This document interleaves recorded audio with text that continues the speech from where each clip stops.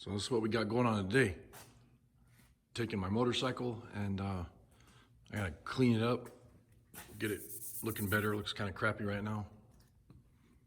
Polish up the chrome. Damien just grabbed the tire. He's gonna get that changed and get it put on. And we went out there and hung out with Aaron for a minute. And then, what else? And then I'm gonna move some stuff around and get back on this Chevy truck bed. Hey guys, welcome to Outlaw Edge. Today I was doing some grinding and whatever on that pickup bed, and then I had that brake switch for the Jeep, got that all finished up, so that thing's done. It can get out of here. I guess we're gonna get a new battery for it today, and other than that, that's it. I'm excited to have it done. But we're gonna do something a little bit different today, and this is from www.7blacksmiths.com. That's their website.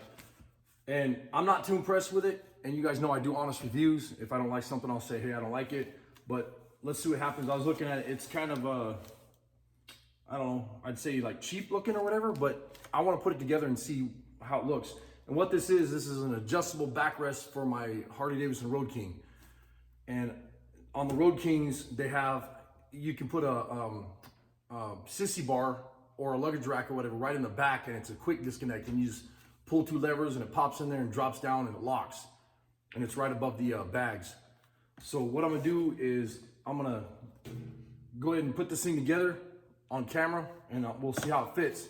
And I don't know, I'm not too impressed with it. Like I said, the fit and the finish and everything, it's real Chinese, wobbly, cheap looking, whatever, but I don't know. And I'm not bagging on somebody's product. I'm just saying you can tell this is something most definitely that came out of China or whatever, the way it's built. But I'm gonna go ahead and start laying out the parts on the table, and we'll see what happens. Man, oh man, it's hotter than hell in here today. We'll get all these parts laid out on the table, and we'll see what it looks like. So I'll get you set up right here. So we have the backrest itself, and then, which is kind of cool, they set it up so that you can pull this deal off here. You unscrew these, pull the pad out, and it's got a styrofoam pad inside there, and that's so that you can wash it if it gets real dirty with bugs and dirt and mud and whatever. And I already cleaned my table off so I don't scratch stuff up.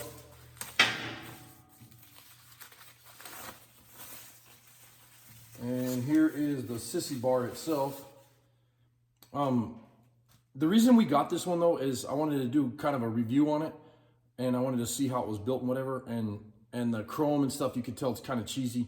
Like right here, the chrome's already peeling off right here.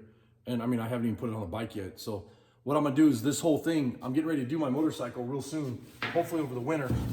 And this whole thing, all these parts will be sanded down or blasted with a sandblaster, sanded down, and then I'll paint them satin black so that they match my bike. And then right here we have the luggage rack.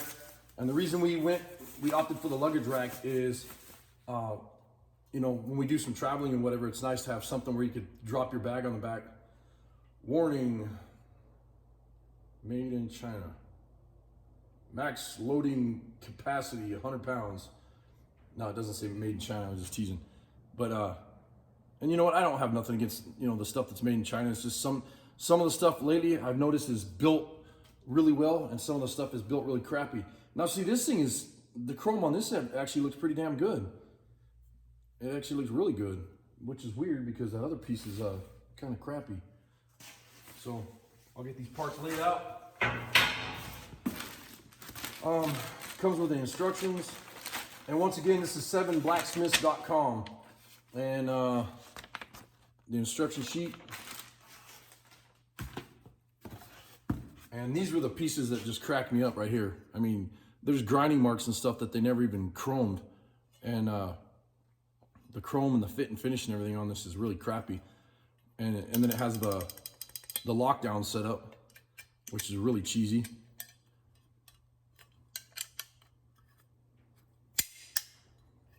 But what do you do? I mean, this thing was probably pretty cheap. I didn't get the price from Heidi, so I don't even know what it cost.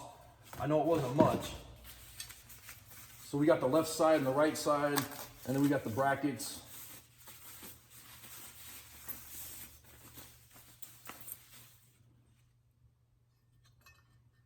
Yeah, I don't know.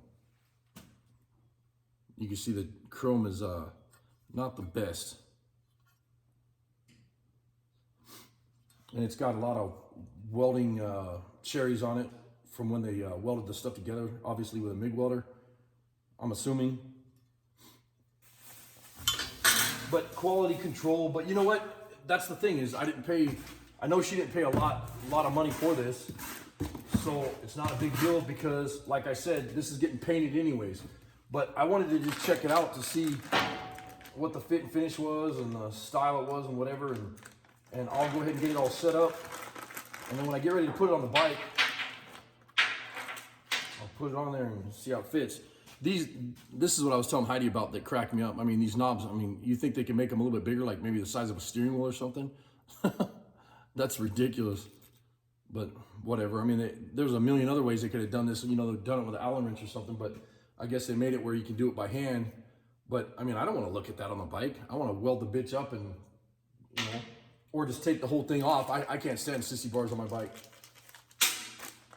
But I'm gonna go ahead and get this thing all put together. I gotta read the instructions and check it out, see how it goes together and whatever. And then when I get it put together, I'll put it on the bike and we'll see how it fits.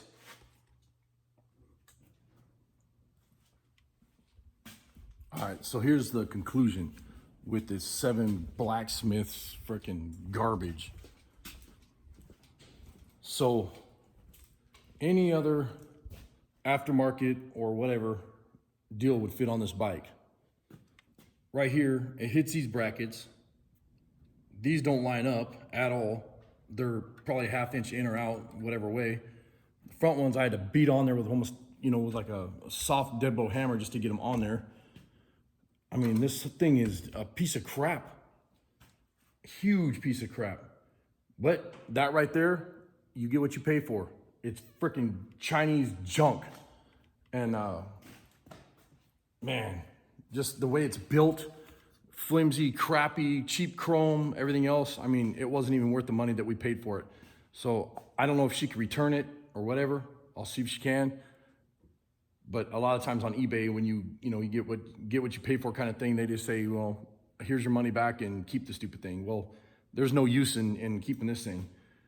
And I was hoping to have a detachable set up on here so that, you know, we could use this. But I mean, look at this thing. It just doesn't even, it's hitting on these brackets here. These ones don't line up at all. You can see right here that, you know, that's 1/2 inch off right here on both sides. I had to take my chrome strips off the bike because it wouldn't go over the chrome strips. I was scratching the piss out of those, and then I had to grab both sides and pull it out and then take this front piece and hammer that in there. Well, the whole reason behind a detachable is you're supposed to go click, click, and pull it off. And then, you know, in reverse, put it back on, click, click, and it's done. Passenger gets on, passenger rides with you. When you don't have the passenger on the bike, you pull the stupid thing off. I hate the looks of them anyways. I don't want one on my bike. I don't like them. So either she gets used to riding without one, or she doesn't ride. Easy enough. So I don't even know what to say about this piece of crap though. I mean, seriously, like I'm just like way pissed right now. So back to the drawing board. We'll see what happens. Anyways, 7blacksmiths.com, stay away from it, junk. And like I said, honest review. I gave it gave it everything I had, tried to put it together, tried to put it on the bike, and nothing lines up, nothing. And this is, the back of this bike is just a stock Road King. So it's not like Harley Davidson has 15,000 different styles. You know, any other, aftermarket or stock Harley Davidson part goes right on this thing and it just bolts right up, snaps right on there, clicks right on, whatever. But I'm tired of dicking with it. I'm gonna take it off, put it back in the box, throw it in the garbage or send it back or whatever. Waste of money. But that's enough of my rant. Appreciate you guys, all the support.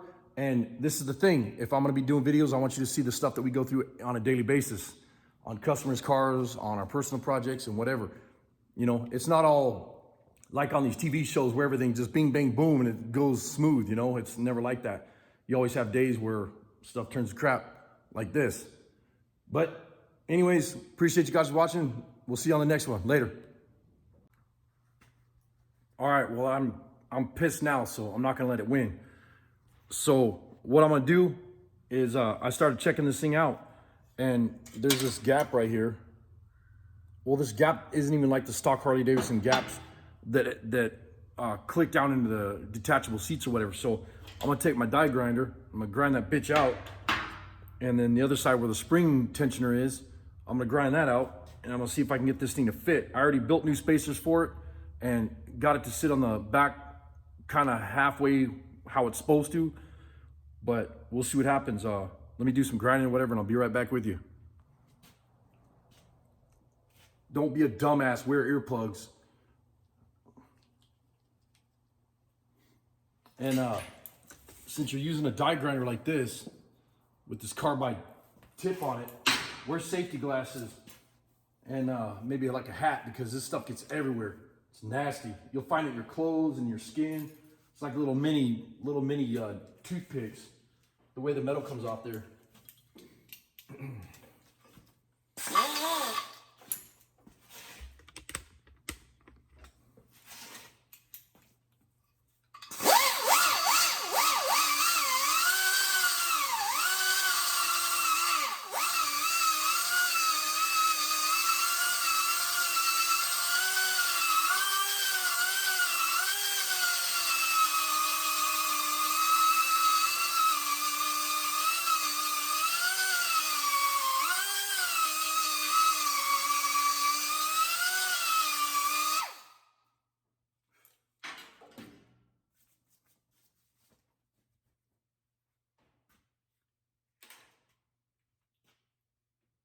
It doesn't take much on this,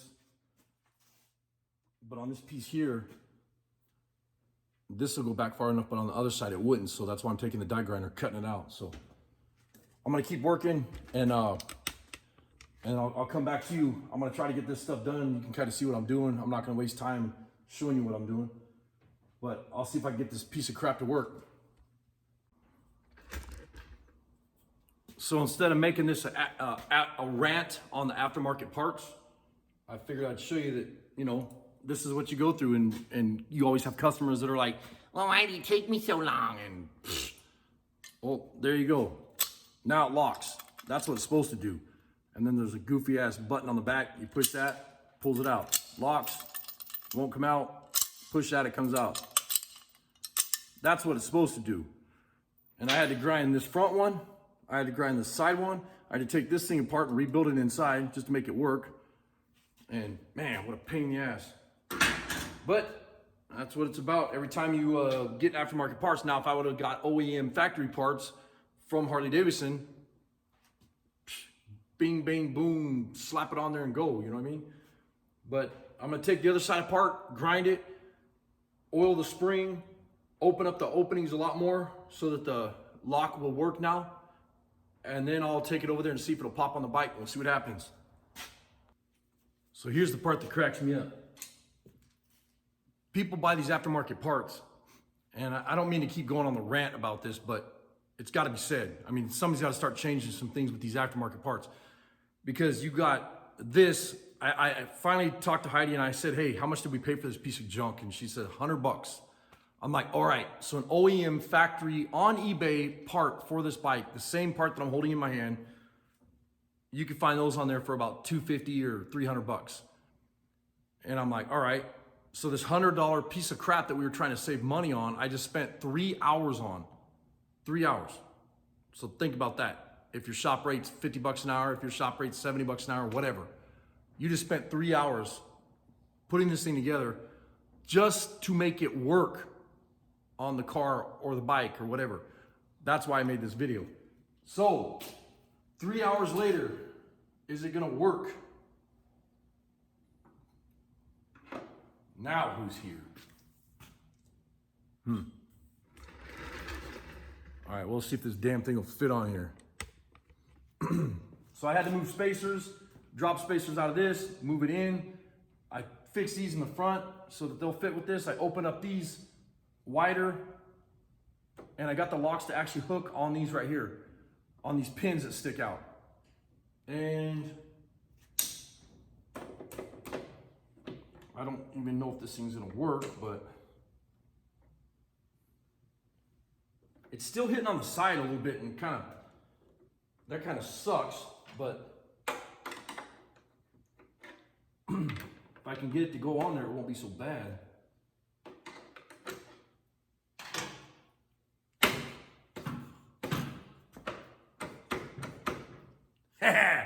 Success. Keep on sucking till you do succeed. It's awesome. So I just took a $100 piece of crap and it cost me only 400 bucks. We're doing good because of all the labor. All right, well, so now I got to put the pad on the back of here, and Heidi can ride on the back. Now I don't have to worry about losing her.